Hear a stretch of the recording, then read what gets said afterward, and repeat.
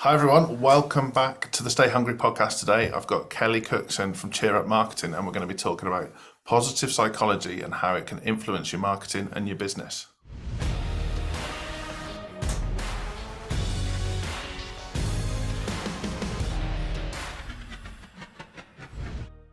Kelly, welcome to the Stay Hungry podcast. Hello, thanks so much for having me. So, I always do this. For the uninitiated, who are you and why should we listen to you? Okay, great question. I'm so glad you asked. Okay, so I'm a marketer by trade. So when it comes to talking about marketing strategy, I've been doing it for 15 years now. And I actually have a business degree where I specialize in marketing. So there's my official qualifications. Um, That's such code word for, I'm interrupting already, but that's such okay. code word for there's fucking loads of marketing charlatans out there, but I've actually got some qualifications. Well, everybody's a marketing expert these days. If you go on Instagram, they're all over the place. So I thought I better just tell you I have Yeah, actually like got the it. certificate from the Like it, yeah.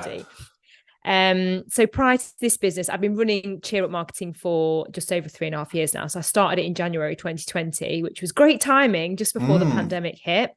But I didn't know that that was going to happen. Of course, none of us did. But I think I was pretty lucky. A lot of my clients, well, all of them actually, wanted to continue marketing throughout the pandemic. So I managed to grow my business despite that minor yeah. hiccup. And before that, I was head of marketing for an international software company as well. So that's my marketing credentials. I can fill you in on the positive psychology side of things because you mentioned about mindset and how it can influence your marketing and your business. Yeah. Um, so last summer, it was August 2022, I took a positive psychology coaching certification Hmm. after realizing that I was giving marketing strategies to all of my clients and they were doing the work, but sometimes there was this thing that kept cropping up and blocking them, and it was mindset. And I knew what I'd been doing in my business and behind the scenes with my own mindset. I'd certainly had coaching and some mentoring and support that way. And I wanted to be able to blend that for my clients with the marketing, but I didn't have the credentials there. So I went off and did a certification in positive psychology, which blew my mind in all the best ways possible. And now I tend to help clients with that alongside the marketing side of things. Nice. So that's a really interesting piece in terms of um, not many people will have heard of marketing companies other than Codebreak that offer the mindset piece. Mm-hmm. Um, and to be honest, you're the only other one I've ever come across. Oh, So we're like unicorns then. yeah, well, not anymore. Just So two of us. yeah, um, what what made you do that? I know you briefly touched on it, but to decide to go and do a positive psychology certification, Yeah. there may be a few marketers out there that have done a coaching certification, Hmm. but not that. Yeah. So I had never ever thought of mindset before, right? So I'll go back to when I worked in corporate, and the only kind of personal development that we ever got was maybe learning a new piece of software, or some of the like upper management might have had some Yeah, management training. Like me being middle management, I didn't really get anything like that. So yeah, there was no kind of like personal development in terms of yourself or your mindset. And when I started my own business, I suddenly realized I don't know why I didn't think of this sooner, but it was all on me to like make it a success. And I realized that I could learn things like how to run the finance side of things, or, how to hire a mm, small team. But there was this huge piece of self-belief that I suddenly realized needed to get developed, which was the mindset side of things. So it was like this whole light bulb moment of, oh my God, I'm going to have to develop myself like internally and with my mm, mind as well as the skills. So, over like the first sort of 6 months to 3 years really of my business, I looked at getting some support and mentoring and coaching. But I was never really looking specifically for the mindset side. I was always like, well, I want someone to teach me how to do sales because I don't know how to do sales. I've just been marketing. But what I found then was that coaches that I got involved with and the mentoring that I had, they knew that I needed mindset support as well. So that was kind of brought in as like a natural yeah, kind of addition to any kind of coaching you get. It's like, well, it's mindset. Let's work on your mindset. And I really had this light bulb moment of, oh my God, if I can work on this side of myself, then it almost the rest of it takes care of itself. Like you can learn the strategy, the XYZ of how to launch a course or sign new clients, that kind of thing. But if you don't work on yourself, then you are the block, the thing that's going to stop you from getting there. yeah, So realized that for myself and got plenty of support that way, which then brought me around to, well, I need to give this to my clients as well, because a lot of them are similar to me in terms of running their own business, like solopreneurs, and I could see themselves getting in their own way, much as I had started to when I started my own business. So that's where it came from. Yeah, yeah. I love that. I love that. I mean, so we tend to work with businesses that want to get to seven figures or Mm-hmm. their next seven figures, and exactly the same cycle. So everyone wants to get to six figures. They want to hit that Mm-hmm. 100K mark. And then they forget everything they learned that got them to there. And then they decide that Yeah. they need to learn a whole new set of skills to get to seven figures. Mm-hmm. But roughly the fundamentals are the same. And it's fascinating how all the sort of chickens come home to roost in business. So, like, and I guess, you know, if you're a sports person, it would be the same in sport. If you're an entrepreneur, it's the same in business. That you'll maybe you've never had 50 grand in the bank before, Mm-hmm. and so you don't quite know what to do when you do have 50 grand in the bank, or it's kind of like burning a hole in your pocket. Or Mm-hmm. maybe you've never felt the pressure of taking on a six-figure contract before, or maybe you've never really been able to see things through to the finish. So how, from a positive psychology perspective, how do you sit in front of a client or a Mm-hmm. prospective client and tell them that the problem is them? Well, sometimes I just ask them the question, what, like I'll also ask them, where do you want to be and where are you at now? And then I'll say, where are you stuck or what's getting in the way then? You know what you want to do, what's getting in the way. Yeah, And 90% of them say, oh, well, it's me. And it's like they've had that light bulb moment. So they do generally tend to know it's them. But I think when it comes to like entrepreneurship, the one kind of key thing, if we're talking about positive psychology, is this idea of growth mindset versus fixed mindset, right? That yeah, people have to have. Because if you go into any kind of business venture or an experiment within your business, so whether it's launching a new service or even making a new website live or something like that, or changing your Instagram handle, like it can be a simple thing. If you're too afraid of the fear of failure, so thinking that, well, this isn't going to work, so I may as well not try, then you put that barrier in front of yourself. So when it comes to supporting my clients to actually implement the marketing strategy or make the sales call or do the thing, it's all about looking at this as an experiment and a challenge that you will learn from, whether yeah, you fail, and I'm saying that in air quotes, fail or not. Because if you don't put yourself forward for opportunities, or if you don't launch the thing or make the call, then you will always be stuck where you're at, right? So it yeah, sounds so yeah, simple, but the amount of times where people have this fear of failure, or they don't know that they're more fixed mindset than growth mindset oriented, I think shining a light on that and learn, you can actually learn the skill of being growth mindset yeah, focused as well. If you are naturally more fixed or scared of failure, the good news is you can train yourself to actually become more growth mindset. So I think that's the yeah, biggest thing that's helped me as well as my clients. yeah. What's the famous quote? Whether you think you will or think you won't, you're right.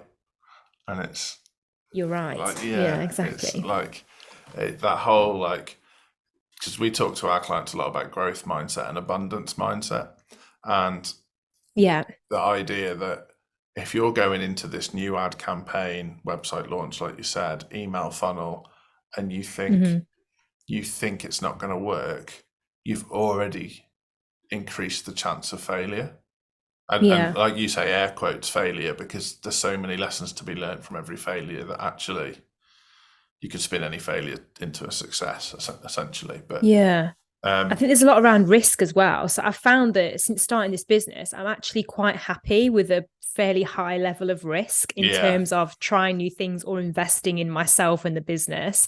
And even for, taking that leap from my paid job. So we haven't necessarily talked about that, but thinking about growth mindset versus fixed, I see a lot of people don't actually take the leap from their employed job, like they've got a side hustle maybe, to actually go in something all in. Whereas when I started this business, I was already employed, like a safe job, as like marketing yeah, manager.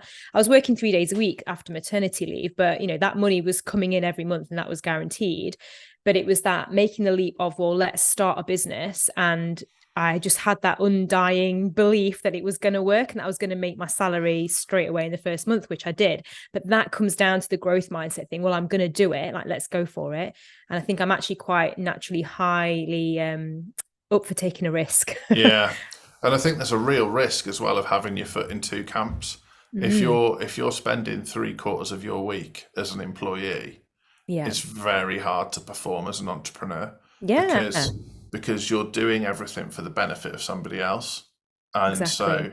so you mitigate risk because you don't want to get sacked. It's a very different mentality where like I I kind of coach our clients, particularly if they need a lot of work on growth mindset, is to fail quickly.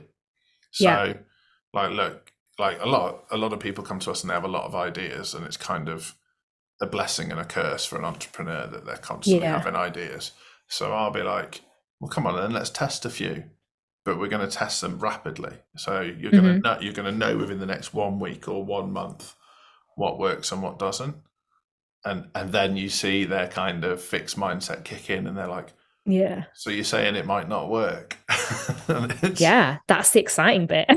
yeah, exactly. So how do you kind of politely point out to somebody, and what are fixed mindset traits?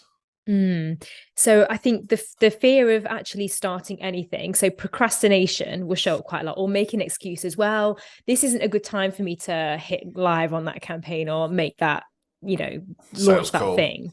Yeah, Sales I'll make call's a that big one. call. I'm gonna yeah. So people always actually will say they're too busy to do the lead generation and the selling, which comes back to my whole I work 20 hours a week and my business is growing and doing really well because I prioritize the revenue generating tasks. So I see within the clients that are stuck or a fixed mindset do not want to do the revenue generating tasks first, because guess what? They're the things where people can say, no, I don't want to buy your thing, or actually, Yeah, no, I don't want to say yes to your proposal. So I think by prioritizing that, like that's one of the things I always point out. Well, you're spending an hour of your day in the morning checking your emails and doing your admin. Why aren't you making that sales call or hitting live on that campaign in that time to actually make the money? And they're like, well, it gets down to it. It's an excuse that they're scared of yeah. failing. So I Scared of think if failure or scared of rejection. I think yeah, see a lot 100%, of which we all are, I think. But the more you get those no's, the more the yeses you get. It's like the whole go for no mindset. Like, well, yeah. if you, I quite yeah, like chasing the no now. Like that's the thing. yeah. It's like getting to the place where it's like, well, they haven't said no yet, so I'm going to keep pushing. Yes, go, go, go until you get a no or a yes. That's what I say to my clients. Like, don't leave people just, simmering along where, Yeah, you never know they might actually be a yes. But if you haven't chased them up, it's just because they were busy or they've been on holiday or something. yeah. That whole like that I'll think about it objection is a slow no. So you might as well speed Yeah. it. You might as well Just speed speed it it up. up. Well, have you got Yeah, the money or not? yeah, Oh, I yeah, haven't. yeah. Okay, never I mind. need to speak to my partner. Okay, then Yeah. I'll wait. Go and speak to him. Yeah, go on then. Love it. Yeah, So but it sounds easy when we say it. And certainly when I first started my business, I was very much of the send a proposal and sit and wait for it to come back. And of mm, course, they just scroll down and get to the investment and then make the decision based on that. So I think one of the biggest things that I've evolved in my business is the sales side of it and actually speaking to prospective clients and getting a yes or a no on the call. yeah, Which yeah, I've definitely had to adopt a growth mindset for that, because it's scary asking somebody, like looking at them either in person or on Zoom or on a call saying, well, do you want to proceed, and waiting to get their answer. But that's one of the biggest shifts I'm trying to make with my clients, is helping them to, right, you've got your marketing strategy, let's implement it, but let's really dial into that growth mindset approach to the sales side of things as well. yeah. That's where I think you know, like where you need to learn to enjoy some of these things that you actually see as being scary. So, Mm-hmm. like to use like a crap analogy, nobody really enjoys holding 80 kilos above their head in the gym, but they feel great afterwards because they Mm-hmm. did it. And like I've been in sales situations where I've presented all the information the person needs, they know what the price is, and then I've basically said, look, and now it's over to you. And my record pause in that moment is 17 minutes, where I've sat opposite someone whilst they're thinking about it. And Oh my God. if I speak, I lose, but your whole body is screaming at you to say something. But that would be fixed mindset where you're trying to make that person feel better about the Yeah. pressure. And Yeah. I can't do that. That has just given me a flashback to when I was negotiating with a car salesman about Yeah. my first car. And I was determined not to speak before he would. And the silence just went on and on. But I did get the deal that I asked for. But no, that is incredibly hard to do when you're faced with a potential client and you're waiting for them to make the decision. Yeah. But if you can do that, if you can hold the silence and hold the space whilst you hold the silence, Yeah. you can do anything in business. Once you've cracked them in that, standing next to or sitting opposite someone who's quite scary in business and just not cracking, Mm-hmm. that it's such a powerful play for negotiating with suppliers, for getting deals over the line, for talking to your staff when you're doing one-to-ones. You can use it in Mm-hmm. so many places. And I see so many people take the comfortable option and then kind of complain that they're not getting the results that they wanted. Yeah, it's really interesting. When you talk about so obviously that's a skill that you've got, whether you've developed that skill of being able to hold that space and hold that Yeah. silence for that person to think. Like I'm definitely the opposite to you, where I have to fill any kind of silence with babble or be very conscious to like actually hold back if it is a Yeah. sales conversation. But I think it's a good for your listeners or anybody really in business to be aware of like their strengths and weaknesses. So for me, I know that silence thing is a weakness of mine. I'll always want to try and chat over it. And when we think about positive psychology, I don't know if you've heard of the VIA character strengths. There's like these 24 strengths that globally humans have across No, the I world, haven't. right? Talk us So through it's it. interesting. If you Google VIA character strengths, there's a free survey you can take. So my top strength out of the 24 is humor. So I am one of these people who likes to make everybody feel at ease or make people laugh. I'm quite the joker. And when I got that result back of doing that strengths test, I was actually super annoyed because I was like, what help is humor in building and scaling a business? I was like, Yeah. so mad, like, damn it, why have you got the worst strength as number one? But I actually use it all of the time in business, and it's actually really useful. But I think being aware of your strengths, like whether you do the VIA or there's also Gallup is another strengths profiling thing you can take, but knowing what your greatest strengths are and actually putting those into play more in your business Yeah. 100%. is even better than looking at, well, what was the strength that came out on the bottom, which actually for me, I've got them next to me on here. I think prudence was my like the bottom Okay. strength. But yeah, humor was up there, and also social intelligence. So bringing together groups of people and making everybody feel at ease and all that Yeah. kind of Having stuff. empathy and stuff. Yeah. Yeah, 100%. So utilizing those, your strengths, like understanding what they are and understanding what your weaknesses are too. So if you know that maybe sales conversations are somewhere that you fall down, there can be some actions that you can take to either get better. So for me, I got some sales coaching, like, Yeah. come on, Same. teach me how to sell, right? Because I Same. have Yeah. no Yeah. idea. But the other thing you can do is also bolster yourself ahead of those conversations or tasks in your business where you are going to be using something you're not so great at that isn't a strength for you. And one of the good ways to do that in like positive psychology terms is to use something called positivity boosters. I don't know if you've ever heard of those, but it's where you do something that's going to naturally kind of like boost you up, make you feel really good ahead of going into that tricky thing Yeah. that you know is going to drain you. So I tend to do it with the gym. In fact, I did it this morning, Joel. I went to the gym, so I do my 9:30 a.m. class, and then I always find that if I work from the cafe after that, all the endorphins, like holding that 80-pound weight above my head or whatever you said earlier, I can then do a task that would normally be quite tricky. So normally for Yeah. me, it'd be like writing a sales page or something, like bash Yeah. out a It puts task you like that in after. like I call that flow Yeah. state. So it puts you in Yes. flow state. Yeah. Yeah. Yeah. So maybe there's something there for your listeners if they're thinking, well, what can I do to get myself in the zone before a sales call? Do something that you Yeah. love Well, or that makes you feel. you've given the game away on something I'm doing at the moment. So I, Mhm. in the middle of August, I decided to walk 1,000,000 meters before 2024.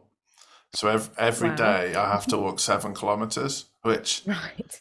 7 kilometers is quite far, but it's not really far. But Mm. it's a bloody long way when you've got to do it every day. Yeah. And How if do you make you time for that? get up earlier, basically. Okay. Uh, Cool. but um, but my flow state has extended because of that. Yeah, that's so interesting. So my flow state was maybe 8:30 till 10:30 before, and now it's Yeah. like 8:30 till 1:30. So So you can just I'm finish getting the day more at done. 1:30 then. Yeah, I'm getting more done. Yeah. Amazing.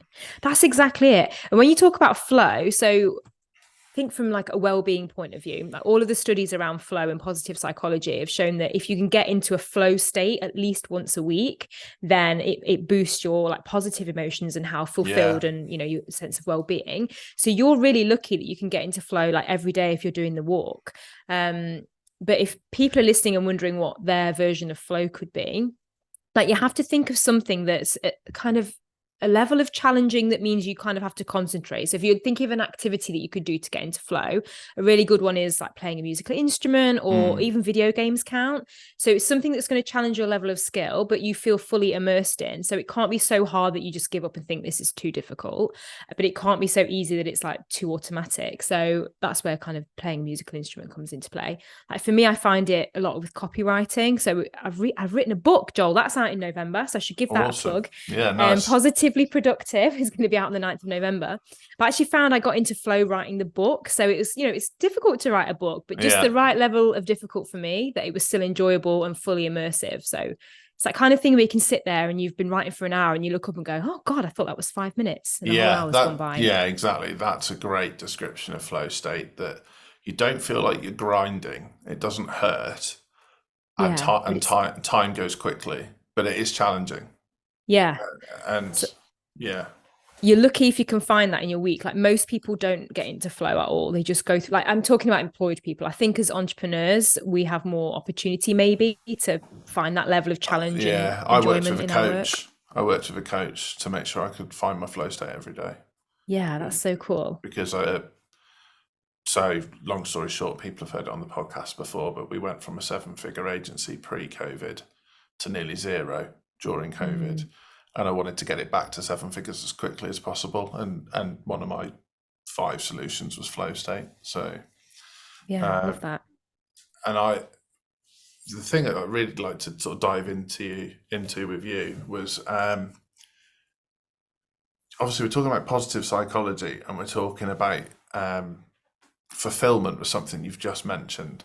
Something you haven't mentioned is happiness. And I talk to clients about this a lot, because a lot of my clients and people that I meet in business mistake feeling content and fulfilled with being happy.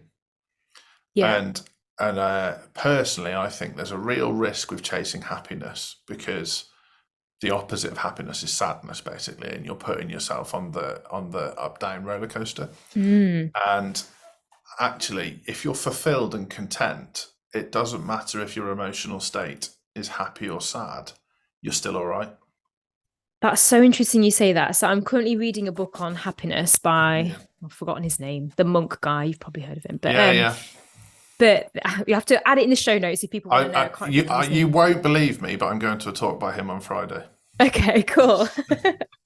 But in terms of happiness, right, the better way I think to look at it is positive emotions. So instead of striving for happiness, strive for positive emotions. And there is a positive psychologist, Barbara Fredrickson, who's listed out 10 positive emotions, of which one is joy, but there's also gratitude, serenity, gratitude is a big one. Like hope for the future as well is a positive emotion. So I think instead of chasing that happiness, which we can often associate with quite a high, like maybe you feel really happy when you've gone on holiday, or you've just purchased a, I don't know, designer bag or something you've been coveting for ages. Actually, after that, then you come back down again quite quickly. So it's better to strive for more positive emotions in life, which can just be that feeling of peace or calmness is a positive emotion. I love that. And I think people listening will be like, oh, what's the difference between joy and happiness? But if you think about it, like I've never had children, but if I imagine when you have a child, that is a feeling of joy. Or when you get to the top of a mountain and look at the vista, that's a feeling of joy. It's not the same as happiness. Happiness is like a material emotion. And it really scares me sometimes where I meet people who, you kind of see it with drug addicts. It's a horrible thing to say, but they're chasing either the excitement or the happiness. They're not chasing the fulfilled joy of like a worthwhile pursuit. Absolutely. The other, I've just Googled the emotions to bring them up in front of me. And the other ones are serenity, I mentioned, interest. So having that interest and absorption in what you're doing, which I think as entrepreneurs, we're amazingly well placed to be able to craft a work life that we love. Like we've left working for the man, we're doing our own thing. So why not try and do the bits of your work that you love the most? And I'm a big fan of delegating and outsourcing. So anything that I don't like doing, I'll give that to somebody else. Love that. But there's also pride and amusement, inspiration, awe. So there's lots of, like, the range of positive emotions is much broader than just that feeling of I'm so happy right now, because you can't maintain that for longer than a few seconds anyway. I don't think happiness, it's really hard to cling on to. And you can play it the other way. So when people are really sad or when they're really anxious, like I've suffered with anxiety, but I would say to clients or friends, if they're suffering with anxiety, I'm like, it's the same emotion as excitement. You're just putting a different perspective on it.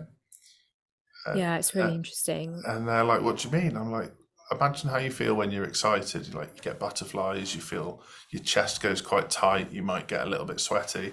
I was like, how do you feel when you get anxious? And well, I get butterflies, my chest goes a bit tight, I get a little bit sweaty. And then I'm like, yeah, all you're doing is putting a positive or a negative thought on it. And whereas with joy or serenity is a great one. You can't dress serenity up as anything else. Exactly. That feel, like when someone interrupts you when you're staring into space, but you feel great and you're not thinking about anything. That is the most annoying moment in anybody's life ever. Yeah. Do you know what? I saw a meme earlier with a cat meowing. It was like, my cat disturbing my amazing dream. It's like that's my life. Every night my cat meows and wakes me up out of some kind of sweet reverie. Yeah, I've got a dog alarm clock, so I get that. so you've been an awesome guest. 2 more questions that I ask every guest. Okay. Question number 1, what's the best mistake you've ever made? The best mistake? Well, because I'm so growth mindset oriented, I'm going to have to really struggle to think of something. In life or business? Probably business, do you think? I don't mind. I've got a business one. So I think the best mistake I ever made was the first 6 months of my business. I said yes to any client ever because I had that goal of I'm quitting my job. I just need to make back my salary within month 1, which I did. But to do that, I basically became marketing manager for about 6 or 7 different companies and I wasn't charging enough money. So I was vastly undercharging. Yeah. So I had all these different bosses and it was even worse, dare I say. Well, it wasn't worse than being employed. I liked my old job, by the way, but it wasn't what I'd envisaged for my business. So I realized that, look, I've took on all these clients saying yes, just because I can do it, even though I don't actually want to, for the money, which led me to resent some of the work and so on. So that was the best mistake because 6 months into my business, after getting a little bit of mindset coaching, I burned it all down and I let go of 90% of my clients and made barely any money that month. But the next month, I committed fully to just working with people who I wanted to work with on the projects that I wanted to work on. And my business just went shoom, like straight up. It was amazing. Took me 10 years to learn that lesson. Did it? Oh, I feel so proud I did it in 6 months. That's but awesome. I'm not running a 7-figure agency yet, Joel, but Well, it doesn't, it's all relative. If you feel more serene than me, you're more successful than me. So it's like, if there's people listening to this podcast and they know they're a yes person, or they're like a hyper people pleaser, or they are taking on work they don't want to do for the money, stop fucking doing that. Stop. It's right so now. Hard. Like I have so many clients though, or people that come to me and I can see them working with these clients. I'm like, why are you doing that for £200 a month? They're like, well, they over deliver. And it is definitely the people pleasers are the worst, but it can be really hard to turn that down. But I think you've got to lean into it's the risk thing, right? So think about it logically from a growth mindset point of view. If you're serving 5 clients for barely any money and you're really resenting it, it's taking all your time and energy. What would happen if you said goodbye to those clients and then you actually had the time and energy and joy again to market yourself to the people you really want to work with? Like, no bad things can come from saying goodbye to those clients that are not paying you enough. I feel really strongly about that. And the other objection I get is, are they a really good payer?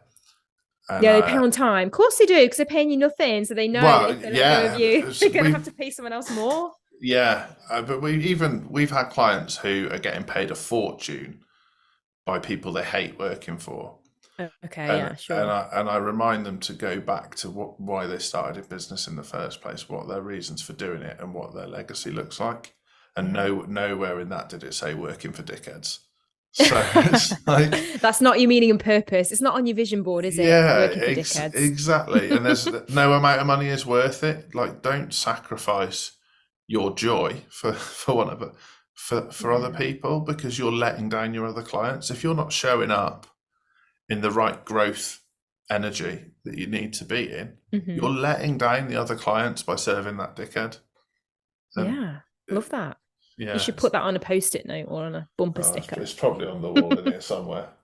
We used to have, it's called a DHC. I've told this story before on the podcast, so I'll keep it brief. But we used to have a DHC to quotes for people we didn't like, which is What's the DHC? dickhead charge. Oh, love But the it. problem was some people chose to pay it, and So you'd still end up working for them, but they were a good payer. but it wasn't worth it. Yeah, it's never worth it. Why should I sacrifice my mental health for someone that hasn't got any manners? But you know, those clients, there's always a red flag, isn't there? I found with all of them, like the people that I've said yes to, there was always something, whether it was on the sales call or in the email exchange or something that gave me that niggle. Yours will be the same as ours.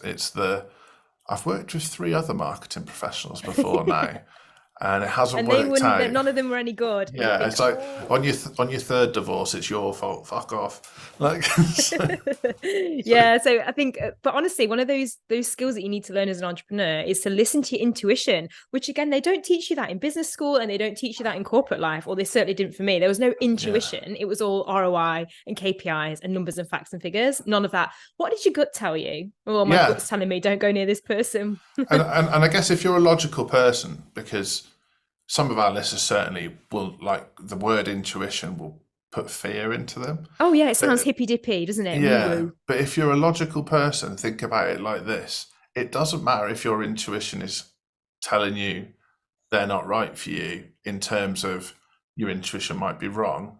What it could scientifically be is you're just not compatible. Yeah. That there's nothing wrong with that person. It's just that, you know, through everything that you've experienced in life, that you and that person are not compatible. So you'll probably think they're a dickhead in 6 months' time, and they'll think you're a dickhead in 6 months' time. So there's no point going down that path. Cut your losses now. Quit while you're ahead. Yeah. So my last question, very off topic. What's your favourite film and why? Ooh, my favourite film and why. So I'm terrible. It has to be short. You know, if I look at a film bio and it's longer than 2 hours, I think, I ain't got time for that. I hate sitting still. But let me think. It's got to have a banging soundtrack. I'm really into my music. I really like Donnie Darko. Do you remember that one? Yeah. With what's his name in it? Jake Gyllenhaal. Yeah. Because I like the music. And it's one of those films that I haven't watched it for a few years, but it's one of them where I could sit down and watch it over and over again. Yeah. I think because it's weird and I like the music. And it was one of those where it really got me thinking at the end, like, what? Like, what's happening here? Have you seen it? Do you know what I'm talking about? So I feel bad because I'm really into films and I've never seen Donnie Darko. Right. Well, you should 100% watch it because it is a good huge one. Like, I think I'm the era where it was aimed at me. I just didn't, for some reason, it passed me by. I think it probably still stands the test of time. I'll have to dust off the DVD and give it another whirl. Yeah. But yeah, that's one of my favourite films. It must be on one of the streaming platforms. I'll dig it out. Oh, yeah. Nice one. Kelly, you've been an amazing guest. How can people find you? All right. Well, I'm at Cheer Up Marketing on Instagram. So come find me there. I am on LinkedIn, Kelly Cookson, and I've got a Facebook group. If you're into email marketing, because that's like my zone of marketing genius, you can search for From Spam to Wham, and you'll find my Facebook group where I teach email marketing. And I've also got some marketing and mindset related freebies on my website, cheerupmarketing.com/free. So have a look there, download those, and you'll jump on my email list. And then I will promise to entertain you because, as you know, my top character strength is humor. So hopefully my emails are entertaining, but jump on my email list and I'll send you more good marketing stuff. You've set the bar high now. You've promised me hilarious emails. I didn't say hilarious. I said I said I'm funny. Well, I'll be the judge. Okay. I'm joking. Kelly, thank you for being a wicked guest. Thank you so much for having me.